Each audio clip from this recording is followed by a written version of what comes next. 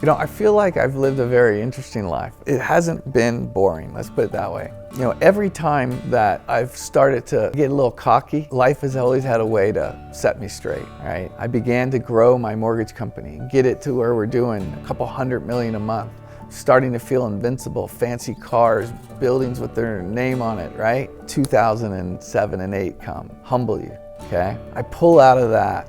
We grow the company. We become one of the biggest in the country. We're doing $25 billion a year, starting to feel a little invincible again and deserving, right? And I'm not feeling good one day. I'm having a dinner with my wife and actually Vice President Cheney and his wife, and he was telling me how great he felt. And I told him how terrible I felt. And he says, well, you need to go see my doctor. So I go in and have a doctor take a look at me. He noticed I had a swollen node, and he stuck a little camera down and he says, you know, this side is nice and smooth. That looks nice. This side is not so smooth. That's not so nice.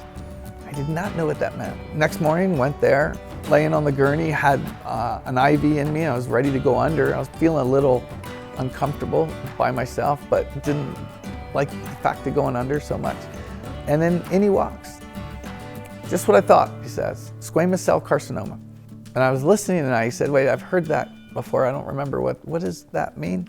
And he just, yeah, cancer. And all of a sudden, you know how you can see right here? It all went, whoop, like this, right? And I remember it was just one tunnel. And then he goes, no, this is completely curable. I mean, we're talking like 55% curable.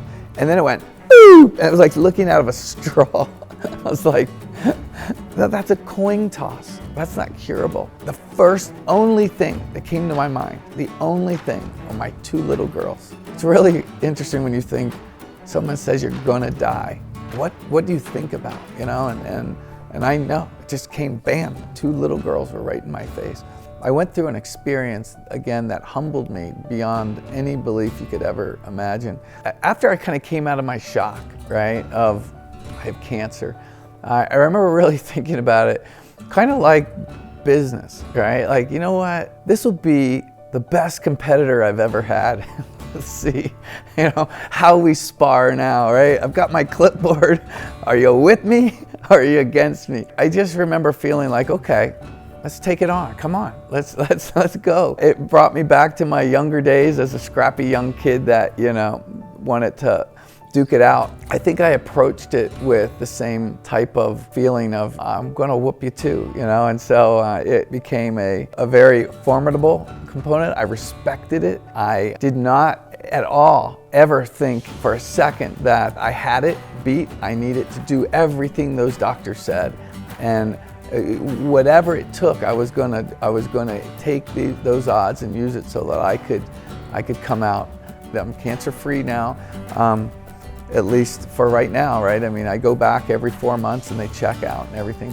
I was given a gift that most people don't have an opportunity to have, or get something like that and you die. And so I've been very grateful for being able to be beat down every time I felt like I was more than I should be.